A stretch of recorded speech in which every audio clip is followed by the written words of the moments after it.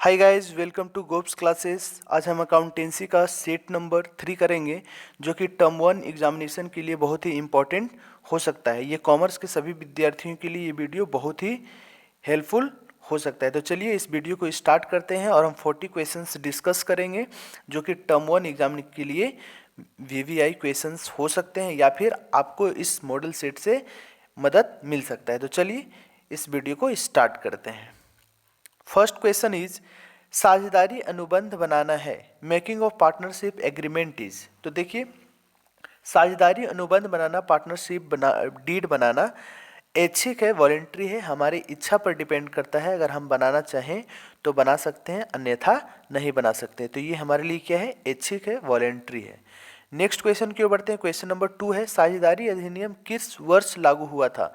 तो साझेदारी अधिनियम जो इंडियन पार्टनरशिप एक्ट जो है वो 1932 को लागू हुआ था, एक्ट पास हुआ था। चलिए नेक्स्ट क्वेश्चन है निम्न में से कौन साझेदारी की विशेषता नहीं है। तो इसमें से साझेदारी की विशेषता कौन नहीं है, तो लिमिटेड लायबिलिटी। जबकि साझेदारी की जो विशेषता होती है वो अनलिमिटेड लायबिलिटी होती है। इसमें से एग्रीमेंट होता है, शेयरिंग ऑफ प्रॉफिट होता है, बट लिमिटेड लायबिलिटी नहीं होता है, और दो या दो से अधिक व्यक्ति भी होते हैं। क्वेश्चन नंबर 4 है स्थिर पूंजी खाता विधि के अंतर्गत साझेदारों के पूंजी खाते पर ब्याज क्रेडिट किया जाता है। The interest on capital account of partner under fixed capital method is to be credited to. तो साझेदारों के चालू खाते में, कहाँ, साझेदारी के चालू खाते में। ठीक है। स्थिर पूंजी खाता, देखिए पूंजी खाता दो प्रकार का होता है, एक फ्लैक्चुएटिंग कैपिटल होता है अकाउंट और एक होता है फिक्स्ड कैपिटल अकाउंट। तो यहाँ पूछ रहा है फिक्स्ड कैपिटल अकाउंट के तहत जो पूंजी पर जो ब्याज होता है, पूंजी खाते पर ब्याज क्रेडिट कहाँ किया जाता है। तो जनरली वो कहाँ किया जाएगा, तो पार्टनर्स करंट अकाउंट में किया जाता है। नेक्स्ट क्वेश्चन की बात करते हैं। नेक्स्ट क्वेश्चन इज साझेदारों की पूंजी अस्थायी होने पर कौन से खाते खोले जाते हैं। तो अगर साझेदारों की पूंजी खाते अस्थायी होते हैं, मीन्स फिक्स्ड कैपिटल होते हैं, तो इसमें capital account and current account दोनों खोले जाएंगे। तो इसका राइट आंसर हो जाएगा option number D is correct answer. Next है साझेदारों की पूंजी पर ब्याज है, interest on partners capital is. तो क्या है, ये लाभ का विनियोजन है या एन एप्रोप्रिएशन हम बोल सकते हैं। नेक्स्ट है क्वेश्चन नंबर 7 इज निम्न में से कौन सी संपत्ति एक नए साझेदार के प्रवेश के समय अनिवार्य रूप से पुनर्मूल्यांकन की जाती है। तो गुडविल, क्या हो जाएगा इसमें, इसका राइट आंसर हो जाएगा गुडविल का पुनर्मूल्यांकन किया जाता है। नेक्स्ट है निम्न में से किसे लाभ हानि विनियोजन खाता में लिखा जाता है। तो इसमें साझेदार का जो वेतन होता है उसे लाभ हानि विनियोजन खाता में लिखा जाता है, पार्टनर्स सैलरी को। नेक्स्ट क्वेश्चन क्यों बढ़ते हैं। Next question, question number 9 is साझेदारी समझौता कहलाता है। तो साझेदारी समझौता क्या कहलाता है, एक साझेदारी सनलेख होता है ना, पार्टनरशिप डीड होता है। इसका राइट आंसर हो जाएगा option number D is correct answer. Next question क्यों बढ़ते हैं। नेक्स्ट क्वेश्चन इज रमेश और सुरेश साझेदार हैं जो लाभों को बराबर बांटते हैं। सुरेश नियमित रूप से 6 माह तक प्रत्येक माह के अंत में 4,000 का आहरण करता है। 5,000 प्रति वर्ष की दर से आहरण पर ब्याज की गणना करें। तो देखिए यहाँ पे 6 महीने तक वो क्या करता है, ड्राइंग करता है, अर्थात आहरण करता है, पैसे निकालता है, और 4,000 प्रत्येक महीने के अंत में निकालता है। तो 6 महीने का हम निकाल देंगे, देखिए कैलकुलेशन यहाँ पे देख सकते हैं। और इसका जो कितने महीने का हम इंटरेस्ट निकालेंगे, तो जनरली 6 महीने के बोला है, तो इसलिए इसका 2.5 हो जाएगा, और 12 महीने का बोलता तो 5.5 होता। तो इसका राइट आंसर आ जाएगा 250। तो देखिए यहाँ पे 250 का ऑप्शन नहीं है, तो इस प्रकार से हम बोल सकते हैं कि ये सारे जो आंसर दिए गए हैं ये गलत आंसर है। आपका करेक्ट आंसर हो जाएगा 250। ठीक है, ये क्वेश्चन का जो आंसर है वो गलत दिया गया है, आंसर यहाँ पे सही नहीं है। चलिए नेक्स्ट क्वेश्चन की बात करते हैं, इसे ध्यान दीजिएगा। अगर यही 12 महीने तक निकालता प्रत्येक महीने के अंत में, तो इसका राइट आंसर हो जाता ऑप्शन नंबर डी 550। लेकिन यहाँ पे 6 मंथ का ही बोल रहा है, इसलिए 250 होगा। नेक्स्ट क्वेश्चन की बात करते हैं। नेक्स्ट क्वेश्चन इज नए साझेदार द्वारा ख्याति की राशि दी जाती है लाभ में हिस्सा पाने के लिए। किस लिए, लाभ में हिस्सा पाने के लिए। Option number B is correct हो जाएगा। नेक्स्ट क्वेश्चन क्यों बढ़ते हैं। नेक्स्ट क्वेश्चन इज फर्म की ख्याति का मूल्यांकन 1 लाख रुपए पर किया गया है। पुस्तकों में ख्याति 50,000 की दिखाई गई है। अरविंद को 1/4 हिस्सा के लिए प्रवेश दिया जाता है। अरविंद द्वारा ख्याति के लिए लाई जाने वाली रकम होगी।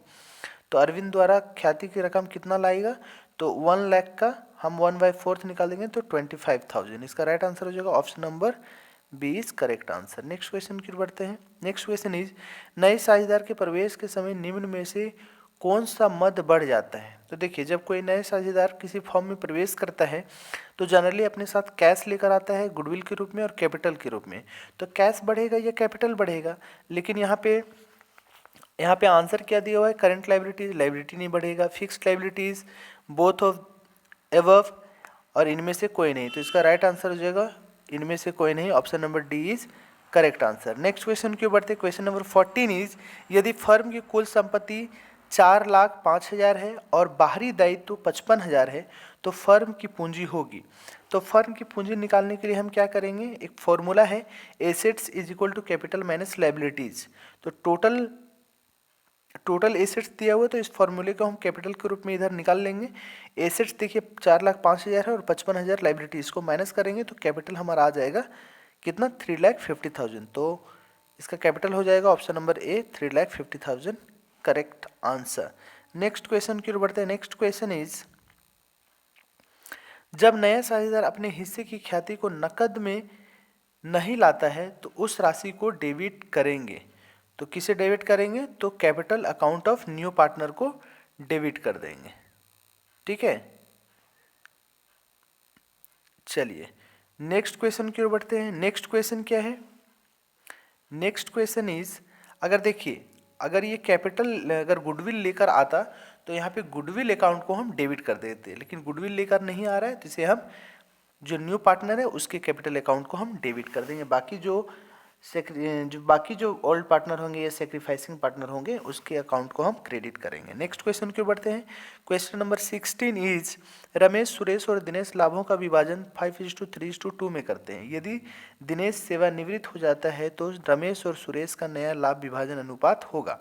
तो देखिए, यहाँ रमेश, सुरेश और दिनेश का जो है रेशियो 5:3:2 है।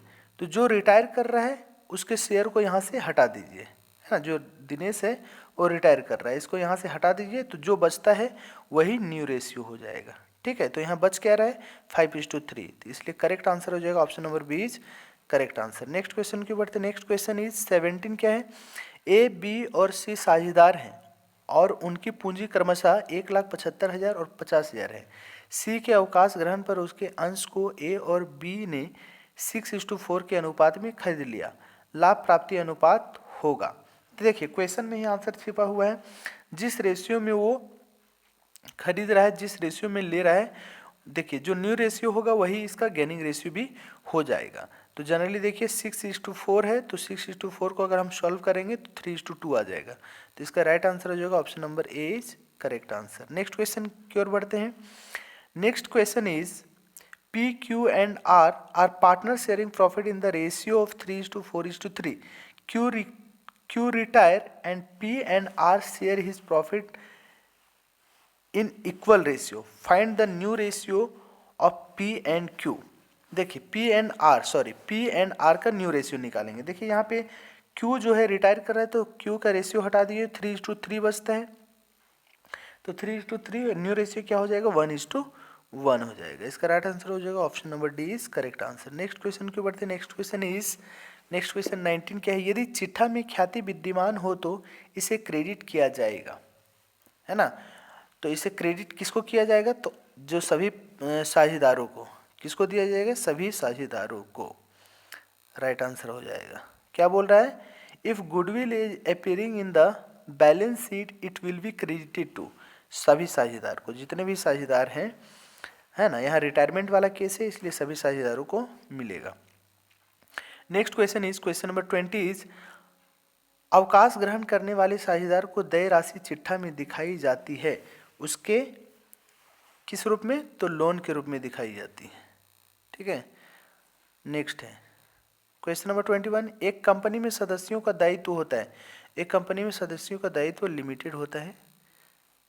नेक्स्ट है, निम्न में से किसे प्रदत्त पूंजी ज्ञात करने के लिए घटाया जाना चाहिए? तो कॉल सीनियर को अगर हम माइनस करेंगे तो क्या आ जाएगा? प्रदत्त पूंजी पेड अप कैपिटल आ जाएगा। नेक्स्ट क्वेश्चन की बढ़ते हैं। क्वेश्चन नंबर 23 संयुक्त पूंजी कंपनी है तो वैधानिक कृत्रिम व्यक्ति क्या होता है? वैधानिक कृत्रिम व्यक्ति अर्थात an artificial legal person. Next है, एक कंपनी का खाली स्थान होता है तो एक कंपनी हैज क्या होता है? Separate legal entity, perpetual existence, limited liability. तो ये सभी option number D is correct answer. Next question की ओर बढ़ते हैं।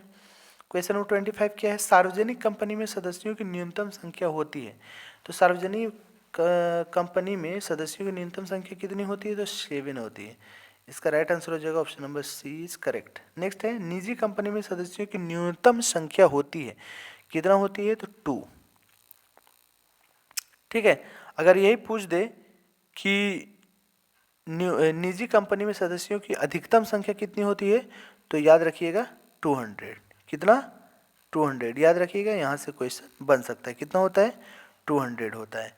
और वही बात किया जाए सार्वजनिक कंपनी में तो यहाँ पे हो जाएगा, यहाँ क्या हो जाएगा? यहाँ पे हो जाएगा आपका अनलिमिटेड। याद रखिएगा क्या हो जाएगा? अनलिमिटेड। याद रखिएगा यहाँ हो जाएगा अनलिमिटेड। चलिए नेक्स्ट क्वेश्चन की ओर बढ़ते हैं। नेक्स्ट क्वेश्चन क्या है? देखिए नेक्स्ट क्वेश्चन है आपका, अदत्त याचनाओं की राशि अमाउंट ऑफ कॉल्स इन एरियरीज क्या होता है? तो अंश पूंजी में घटाई जाती है। क्या होता है? Deducted from share capital. ठीक है, इसका राइट आंसर हो जाएगा option number B is correct answer. Next question की बढ़ते हैं। प्रति अंश आवेदन की राशि अंश के निर्गमन मूल्य के कम नहीं होने चाहिए। कितना कम नहीं होना चाहिए? तो 25% से कम नहीं होना चाहिए। Application money should not be less than of issue price of इस शेयर। कितना? तो 25% से कम नहीं होना चाहिए एप्लीकेशन। नेक्स्ट है, यदि 10 रुपये वाली समता अंश 12 पर निर्गमित किया जाता है तो इसे किससे क्या कहा जाता है? तो इसे अधिमूल्य पर निर्गमन प्रीमियम पर इशू कहा जाता है या इशूड एट प्रीमियम कहा जाता है। नेक्स्ट है, स्थिति विवरण में अंश हरण के शेष को खाली स्थान शीर्षक के अंतर्गत दिखाया जाता है, शेयर कैपिटल के अंतर्गत। इसका राइट आंसर हो जाएगा option number A is correct answer. Next question है, कंपनी अधिनियम के अनुसार न्यूनतम अनुदान की राशि कुल निर्गमन का निर्धारित कर दी गई है। कितना? तो देखिए इसका कुल निर्धारित किया गया है 5%। और सेबी चाहे तो इसको बदल सकता है, उसके द्वारा जो निर्धारित होगा वही होगा।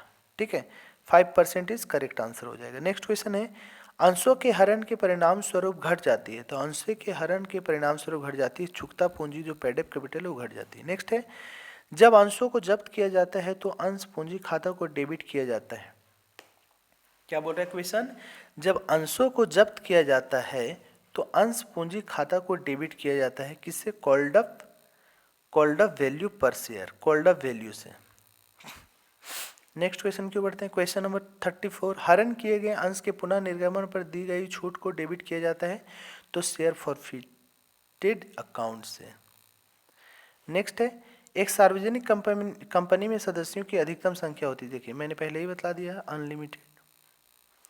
नेक्स्ट है क्वेश्चन नंबर 36 इज, कंपनी में निश्चित दर से लाभांश किसको दिया जाता है? जो प्रेफरेंस शेयर होल्डर होते हैं उसको निश्चित दर से लाभांश दिया जाता है, लेकिन समतांशधारियों को कोई निश्चित दर नहीं होता है, अनलिमिटेड मिल सकता है उन्हें। चलिए नेक्स्ट है 37, अधिकतम राशि जिससे अधिक कंपनी को अपने अंशों के निर्गमन द्वारा कोष जुटाने की आज्ञा नहीं होती है तो उसको हम ऑथराइज्ड कैपिटल या नॉमिनल कैपिटल या रजिस्टर्ड कैपिटल कहते हैं। इसका राइट आंसर जो option number C is correct answer. Next question is, एक कंपनी अपने अंशों को प्रीमियम पर भारतीय कंपनी अधिनियम 2013 की किस धारा के अंतर्गत जारी करती है?